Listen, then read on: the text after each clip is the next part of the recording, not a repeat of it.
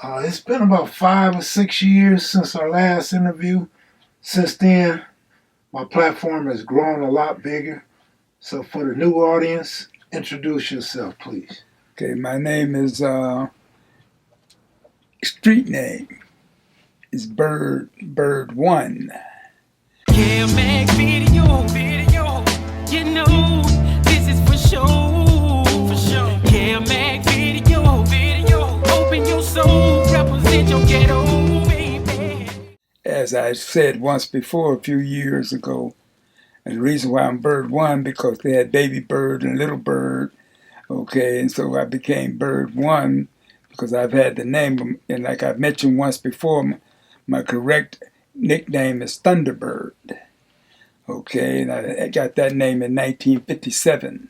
And I think if you've seen the videos before, you know why I got that name. Okay, Thunderbird was a car. Okay, and it also became a wine drink, Thunderbird. Okay, and because of that, like I mentioned once before, I was 14 years old at the time that people were drinking all the other different drinks and stuff, whiskeys, wines, and beers and stuff, and I didn't drink those things. And so one day on that corner of 69th and Hooper, at the store, the guys and stuff had drank all of their beer and wine and stuff. Everybody's hopped up except for me because I didn't get high and all that kind of stuff. And so they had ran out of the wine that they wanted, and they wanted some more. I think it was Italian Swiss Colony, and it was something else they had in those days. And so they said, "Man, go in there." I said, "Well, I didn't do that. I don't drink them." Oh man, blah blah blah blah blah. And so I go in the store, and the guy behind the counters there, and he has customers and stuff. So I see the Italian Swiss Colony.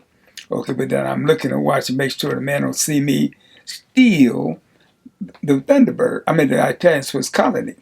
Okay, and so what happens is I look at him and I reach and I grab and I tuck. And I come out and I hand the bottle to one of the guys. He said, "Man, what is this? This is not Italian Swiss Colony, man. This is Thunderbird." And the Thunderbird car had only been out about a year and a half, maybe 2 years at the most. So this, oh man, so somebody said, "Well, it's wine, I'll drink it." And so one of the dudes drank it and he liked it. And so everybody else said, "Well, give me a hit, give me a taste." And so it's about 5 guys, and so they drink it, and they say, "Damn, this Thunderbird is good." And so then they start going, and they start getting Thunderbird. And like I had mentioned once before, so I used to eat sunflower seeds, corn nuts, peanuts, and all that kind of stuff all the time. And so as a result, I had been eating sunflower seeds stuff. You spit the shells out, they go on the ground and all that kind of. So one guy, now they all hopped up and bobbing and weaving and carrying on. And what happens is, they say, "Yeah, man, look at all them seeds and things down on there. You look like a goddamn bird. You look like a Thunderbird." Okay, and that was my name for a long time. Okay, and I shortened it up. And some people still call me Thunder and Thunderbird, but I shortened it down to Bird. Okay, and so I've had that name since 1957, as I mentioned once before.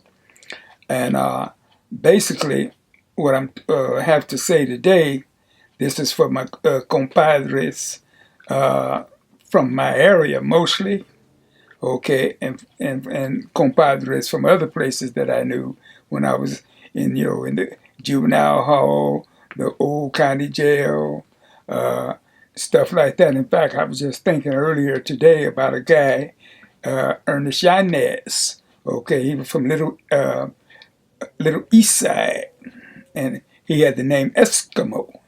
Okay, and he was the only other Eskimo I ever met him when I met him.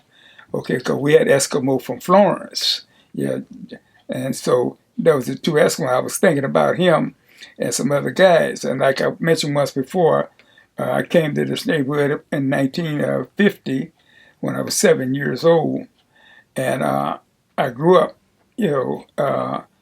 with a lot of, what they, then, Salvadorians and all those other Central American countries stuff, and people, they existed, but they were around. We had a few Filipinos, but none of the Central Americans that we know of. But everybody was either born here, born in Arizona, New Mexico, or in Mexico. And so, all through school, as you may see in some of the photos that were taken, that I was always around, when, people say Mexican, but then later on people started saying Chicano, okay? And so I hung around them all the time, but y'all still ran around with my other homeboys and stuff. So we were neighbors and all that kind of stuff. Okay, as opposed to what happened later on in this neighborhood. And so what I want to talk about is basically some of my friends and something that was told to me a long time ago. See, I had a lot of individual young ladies that I used to be around, and I had a girlfriend. And one time I went someplace and wrote my name on something. Somebody came along and put Mayate, Pinche Mayate. Okay, like, you can look at that a lot of different ways, whatever you think a Mayate is. Okay, and it's basically saying that you're black, but it has several different meanings. Black, but in other words, like a low class or something like that, and so this chick told me, said, well, next time you see somebody put your name like that, say Mayate Mas, okay? And so after that, okay, if anybody ever wrote anything or stuff with Mayate Mas, you're like, yeah, I'm a Mayate according to you, but I'm a down Mayate.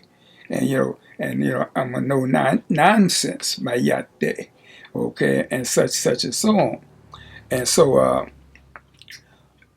as a result of that, I gained a lot of friends. But like I said, I went to school with all the way from elementary all the way through high school and everything, and all the way through the neighborhood. Okay, with a lot of the word Latino wasn't used back in those days. Either you're Mexican from Mexico, or you're Chicano, or then later on they start saying raza, and you're raza or whatever. So I grew up with a lot of raza.